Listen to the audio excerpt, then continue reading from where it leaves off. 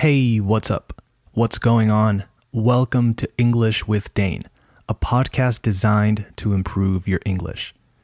As always, I'm your host, Dane, and you can find me on Instagram at English with Dane. If you want a full transcript of this and all future episodes to follow along para seguir el programa more closely, send me a message. And if you don't use Instagram, send me an email at englishwithdane@gmail.com.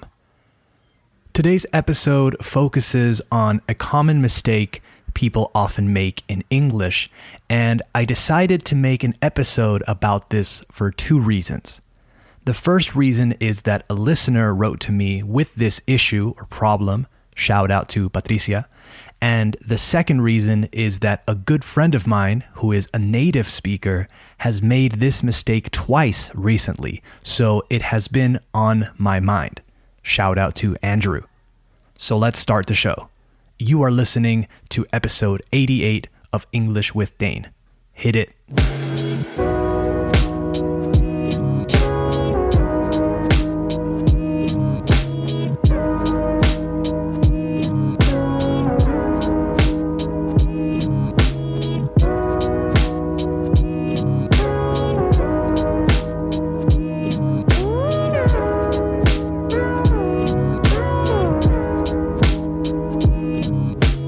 Okay, we have officially started the show, so let's talk about lose versus loose. And let's clear this up, vamos a aclararlo, once and for all, de una vez por todas. Lose, spelled L-O-S-E, means perder. Loose, spelled L-O-O-S-E, so double O, means suelto. Once again, lose, spelled L-O-S-E, means perder, and loose, spelled L-O-O-S-E, double O, means suelto. Loose with one O is a verb. You lose your keys, you lose your phone, you lose a basketball match, etc. Loose with two O's is an adjective. Loose change, for example, cambio suelto, coins. Another example, I lost weight, so my pants are loose, double O. The first one, single O, second one, double O. Again, lose is a verb and loose is an adjective. Before I talk about anything else, I wanted to address or speak about pronunciation. Sometimes students tell me they can't tell the difference or distinguish between the two. Some students insist they don't hear the difference in pronunciation. However, there is a difference. If you don't hear it, maybe you're not paying attention to the correct part of the word. The vowel sound in these words is the same. The difference in pronunciation is not in the O's. The single and double O in this case, again, sound the same. Lu and lu. The same. The key, la clave, is in the S sound. The single and double O actually tell you how to pronounce the S. I'm going to say them back to back 3 times so you can hear the difference, and then we'll talk about it. Okay, first perder and then suelto. Here goes. Lose, loose, lose, loose, lose, loose. Did you hear the difference? Lose, as in perder, has an S sound that sounds like a Z, okay? Lose. It's like a mosquito. Z. Lose. You are making your mouth vibrate. If your mouth is not vibrating a little bit at least, you're not doing it right. In English, we call this a voiced consonant sound. In other words, you have to use your voice to make the sound. When I say Z, I'm using more than just my mouth, right? I'm using my voice too. I can feel it in my chest. Now, when I say loose, as in suelto, the sound I make is different. Loose. This S sound is unvoiced. We only need our mouths to make this sound, not our voice. Say light in Spanish. Well, maybe not if you're Spanish from Spain, because they would say luz, but South American Spanish, luz, luz. It's that same S sound. Again, luz and loose. Now that we are familiar with the difference in pronunciation, let's talk about use, el uso. I don't think there is a real problem with these two words when it comes to speaking, because even if you pronounce the word incorrectly, people will still understand because they are used in very different contexts. If you say, don't loose the keys, everyone will understand.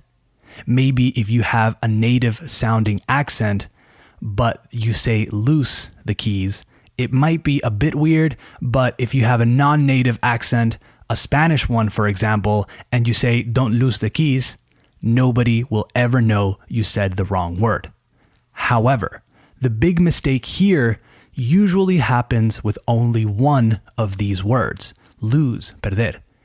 In Spanish we have perder, but in English we have lose and miss. And this is often where the confusion lies.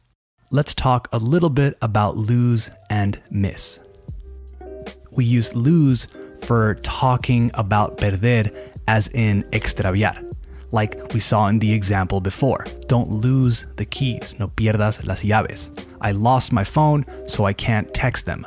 Always leave your keys in the same place to avoid losing them, etc. So lose as extraviar. We also use lose for not winning. I don't want to play because I always lose. They lost the game in the last 2 minutes, etc. This use is the one people are most familiar with, I think. The word loser gets used, se usa, a lot in Spanish among young people nowadays. I had some students that would say, vaya loser, or eres un loser, things like that. Now, the verb miss we use as perder in the context of something happening that you weren't there for or that you didn't witness, que no presenciaste.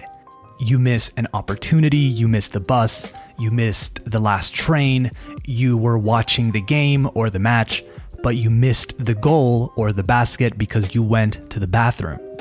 So miss for something you didn't get to see. Like I mentioned before, we also use miss to talk about missing an opportunity because you didn't say yes or because you weren't ready, etc. We use miss to say echar de menos or extrañar for my South American listeners. I miss you, I miss working there, I miss living in the city, etc. This last one doesn't generate much confusion, but I thought I would mention it because it's a super common verb to use. So, real quick, let's go back to lose versus loose and just mention some collocations with each, and then before we finish, we'll also go through some collocations using miss. So first, to lose. To lose a bet, una apuesta. To lose a match. To lose your mind. Lose your temper or your cool. To lose an argument or a debate. To lose sleep, too. When you're thinking about something or something is worrying you so much, you don't sleep, so you lose sleep over it. To lose weight, to lose money, and to lose someone. If someone passes away, we commonly say that someone lost someone. She lost her grandmother last week, for example. Now, let's look at some collocations with loose, as in suelto. Loose change, when talking about coins, monedas. Loose fit, when talking about clothes, so the opposite of tight, apretado. I prefer loose t-shirts, for example.